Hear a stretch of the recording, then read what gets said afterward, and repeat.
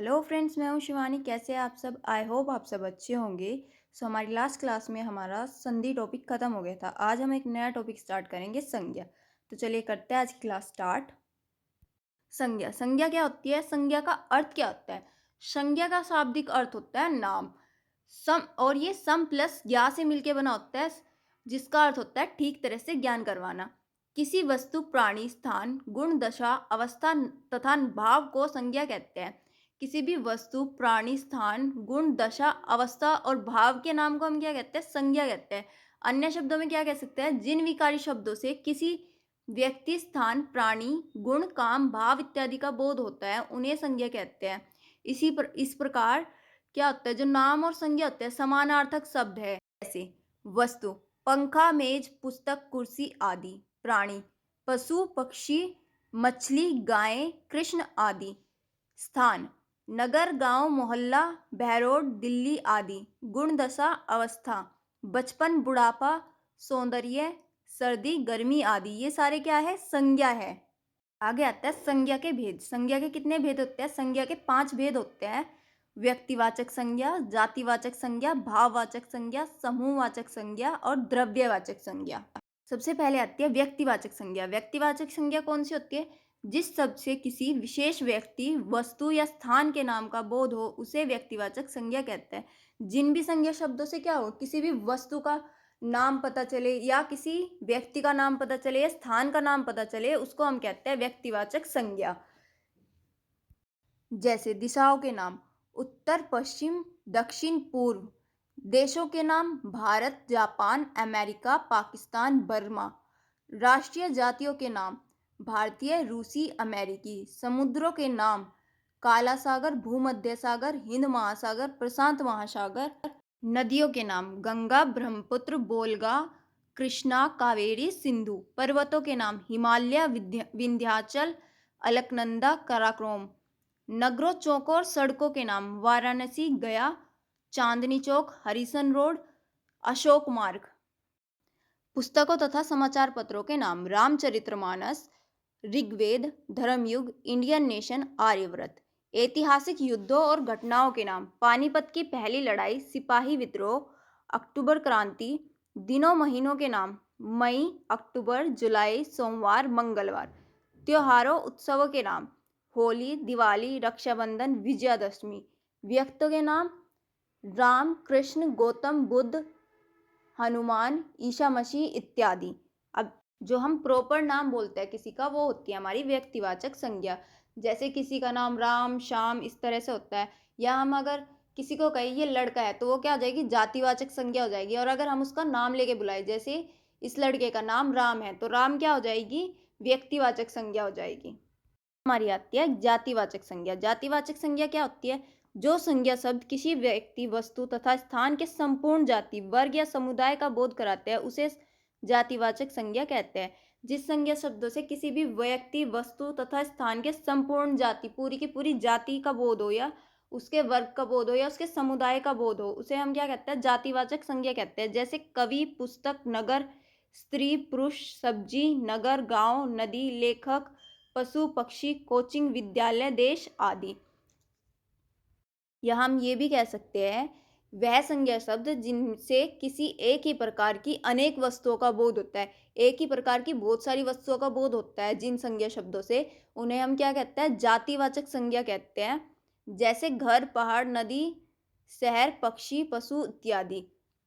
जैसे लड़का, लड़का से क्या होगा? राजेश, सतीश, दिनेश आदि, या दुनिया में जितने भी लड़के हैं, सब लड़कों का बोध होता है लड़का कहने से। पशु पक्षियों, पशु पक्षियों से किस चीज का बोध होता है? जितने भी पशु पक्षी हमारी इस अर्थ पे प्रेजेंट है, सबका बोध होता है। जैसे गाय, घोड़ा, कुत्ता, बिल्ली, शेर, सबका बोध किससे हो जाता है? पशु पक्षियों में सब आ जाते हैं। वस्तु से, जितनी भी वस्तुएं हमारे आसपास मौजूद है, सारी वस्तुएं, वस्तु कहने से वस्तु शब्द में उसका बोध होता है। भाववाचक संज्ञा। भाववाचक संज्ञा कौन सी होती है? भाववाचक संज्ञा में क्या क्या हो जाता है? थकान, मिठास, बुढ़ापा, गरीबी, आजादी, हंसी, चढ़ाई, साहस, वीरता। इन सब से क्या वो बोध हो रहा है? शब्द के भाव पता चल रहे हैं, गुण पता चल रहे हैं, अवस्था पता चल रही है, क्रिया का के व्यापार का बोध करा रहे हैं ये सारे शब्द। इसलिए ये क्या है? भाववाचक संज्ञाएं हैं। भाववाचक संज्ञा इस प्रकार हम भाववाचक संज्ञा को क्या कह सकते हैं, जिन संज्ञा शब्दों से किसी वस्तु के गुण, दशा, भाव या अवस्था का बोध होता है उन्हें हम क्या कहते हैं, भाववाचक संज्ञाएं कहते हैं। जैसे उत्साह, ईमानदारी, बचपन आदि। इनसे क्या होता है, इन उदाहरण में उत्साह से मन का भाव पता चल रहा है, ईमानदारी से गुण का बोध होता है और बचपन से जीवन की अवस्था या दशा का पता चल रहा है। अतः उत्साह, ईमानदारी, बचपन आदि शब्द क्या है, भाववाचक संज्ञाएं हैं। भाववाचक संज्ञाएं बनाना। भाववाचक संज्ञा होती है, दो प्रकार की होती है। एक होती है स्वतंत्र भाववाचक संज्ञाएं। स्वतंत्र भाववाचक संज्ञाएं कौन सी होती है, जो स्वतंत्र रूप से प्रयोग की जाती है। स्वतंत्र रूप से प्रयोग की जाने वाली भाववाचक संज्ञाओं के कुछ उदाहरण है, ईर्ष्या, द्वेष, सुख, दुख, लोभ इत्यादि। दूसरी होती है परतंत्र। परतंत्र भाववाचक संज्ञाएं बनानी पड़ती है। ये कैसे बनती है, इनको जो भाववाचक संज्ञा है, परतंत्र भाववाचक संज्ञाएं है, भाववाचक संज्ञाओं का निर्माण जातिवाचक संज्ञा, विशेषण, क्रिया, सर्वनाम और अव्यय शब्दों से करना पड़ता है। इनका निर्माण भाववाचक संज्ञा बनाते समय शब्दों के अंत में क्या लगाया जाता है, प्रायः, पन, तब, ता आदि शब्दों का प्रयोग किया जाता है। और कुछ और भी शब्द लगता है, जैसे आव, अन, ई, पन, आई, इस तरह के शब्द जोड़कर इनको क्या बना लिया जाता है, भाववाचक संज्ञा बना ली जाती है। इनको हम बोलते हैं परतंत्र भाववाचक संज्ञाएं। सबसे पहले आता है जातिवाचक संज्ञा से भाववाचक संज्ञा बनाना। जातिवाचक से भाववाचक कैसे बनेगी, जैसे जातिवाचक संज्ञा में आते हैं स्त्री। स्त्री का भाववाचक बनाना हो तो क्या लगा देंगे, इसमें तब लगा देंगे, क्या बन जाएगा, स्त्रीत्व। भाई, भाई का भाईचारा। मनुष्य, मनुष्य का मनुष्यता। मनुष्य में ता जोड़कर मनुष्यता बना दिया इसका। पुरुष, पुरुष के साथ तव जोड़कर पुरुषत्व। शास्त्र, शास्त्रीयता। जाति, जातीयता। नेक्स्ट आती है विशेषण से भाववाचक संज्ञा बनाना। विशेषण से कैसे बनती है, जैसे विशेषण में सबसे पहला आता है लघु। लघु क्या है, विशेषता है किसी चीज की। और लघु का अगर हमें भाववाचक संज्ञा बनाना हो तो क्या लगा के बना सकते हैं, ता लगा के बना सकते हैं, लघुता हो जाएगा। तव लगा के बना सकते हैं, लघुत्व हो जाएगा। और वह लगा के बना सकते हैं, लाघव हो जाएगा। वीर, वीर में ता और तव लगा के बना सकते हैं इसकी भाववाचक संज्ञा, वीरता, वीरत्व। एक में ता और तब लगा के बना सकता है, एकता, एकतव। चालाक में चालाकी। खट्टा में खटाई। गरीब में गरीबी। अगला आता है क्रिया से भाववाचक संज्ञा बनाना। जो क्रियाएं होती है उनसे भाववाचक संज्ञा बनाना।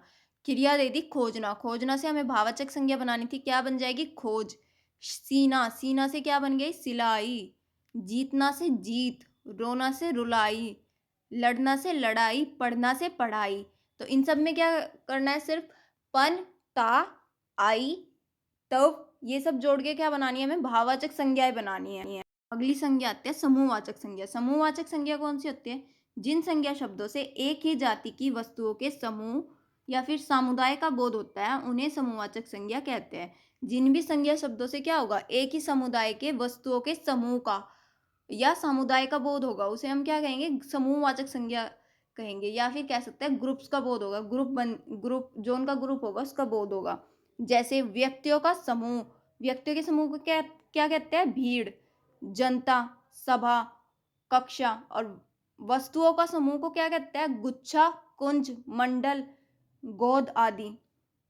अगली हमारी आती है द्रव्यवाचक संज्ञा। द्रव्यवाचक संज्ञा कौन सी होती है, जिन संज्ञा शब्दों से किसी ऐसे पदार्थ या सामग्री या फिर द्रव्य का बोध होता है जिसे हम नाप तोल सकते हैं लेकिन गिन नहीं सकते, उन्हें क्या कहते हैं, द्रव्यवाचक संज्ञा कहते हैं। दूसरे शब्दों में हम कह सकते हैं जिन संज्ञा शब्दों से किसी धातु, द्रव या पदार्थ का बोध होता है उन्हें क्या कहते हैं, द्रव्यवाचक संज्ञा कहते हैं। जैसे तांबा, पीतल, चावल, घी, तेल, सोना, लोहा आदि। इनको क्या कर सकते हैं, हम नाप तोल सकते हैं पर इनकी गणना नहीं कर सकते हम। संज्ञाओं का प्रयोग। संज्ञाओं का प्रयोग कैसे होता है, संज्ञाओं के प्रयोग में कभी कभी क्या होता है, उलटफेर भी हो जाता है। जैसे जातिवाचक संज्ञा का किस चीज में प्रयोग होता है, व्यक्तिवाचक संज्ञा के रूप में प्रयोग हो जाता है। व्यक्तिवाचक संज्ञा का जातिवाचक के रूप में प्रयोग हो जाता है। सबसे पहले आता है जातिवाचक का व्यक्तिवाचक के रूप में प्रयोग। कभी कभी जातिवाचक संज्ञाओं का प्रयोग व्यक्तिवाचक संज्ञाओं में होता है। जैसे पुरी से जगन्नाथपुरी का, देवी से दुर्गा का, दाऊ से कृष्ण के भाई बलदेव का, संवत से विक्रमी संवत का, भारतेंदु से बाबू हरिश्चंद्र का और गोस्वामी से तुलसीदास जी का बोध होता है। इनमें क्या होगा, पुरी क्या है, पुरी क्या है, जातिवाचक संज्ञा है, लेकिन इससे किस चीज का बोध होता है, जगन्नाथ पुरी का बोध होता है। ऐसे ही देवी, देवी क्या है? दुर्गा का बोध कराती है देवी। हम कभी कभी व्यक्तिवाचक संज्ञा में क्या कहते हैं? देवी। देवी को वो किससे है? दुर्गा से। ऐसे ही दऊ का किससे बोध होता है? कृष्ण के भाई बलदेव से। संवत का किससे बोध होता है? विक्रमी संवत से। भारतेंदु से किसका पता चलता है? बाबू हरिश्चंद्र का। और गोस्वामी से तुलसीदास जी का बोध होता है। इसी तरह बहुत सी रोगरूढ़ संज्ञाएं मूल रूप से जातिवाचक होते हुए भी प्रयोग में व्यक्तिवाचक के अर्थ में चली जाती है, जैसे गणेश, हनुमान, हिमालय, गोपाल इत्यादि। जैसे पंडित जी देश के लिए कई बार जेल गए। पंडित जी से किसका बोध होता है? पंडित जवाहरलाल नेहरू का। दूसरा आता है व्यक्तिवाचक से जातिवाचक में प्रयोग। जो व्यक्तिवाचक संज्ञा उसका जातिवाचक के रूप में प्रयोग होना। ये कैसे होता है? कभी कभी व्यक्तिवाचक संज्ञा का प्रयोग जातिवाचक में होता है। ऐसा किसी व्यक्ति का असाधारण गुण या धर्म दिखाने के लिए किया जा सकता है। ऐसी अवस्था में व्यक्तिवाचक संज्ञा जातिवाचक संज्ञा में बदल जाती है। व्यक्तिवाचक संज्ञा का प्रयोग सदा एक वचन में होता है, परंतु जब कोई व्यक्तिवाचक संज्ञा किसी व्यक्ति विशेष का बोध न कराकर उस व्यक्ति के गुण या दोष वाले व्यक्तियों का बोध कराती है, तब उस संज्ञा को क्या कहते हैं? व्यक्तिवाचक संज्ञा ना कहकर उसको क्या कहेंगे? हम जातिवाचक संज्ञा कहेंगे। जैसे कलयुग में हरिश्चंद्रों की कमी नहीं है, तो हरिश्चंद्रों को यहाँ किससे वो है?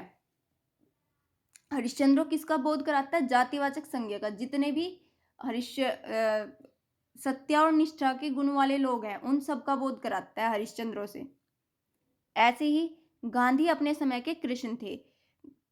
यशोदा हमारे घर की लक्ष्मी है, तुम कलयुग के भीम हो इत्यादि।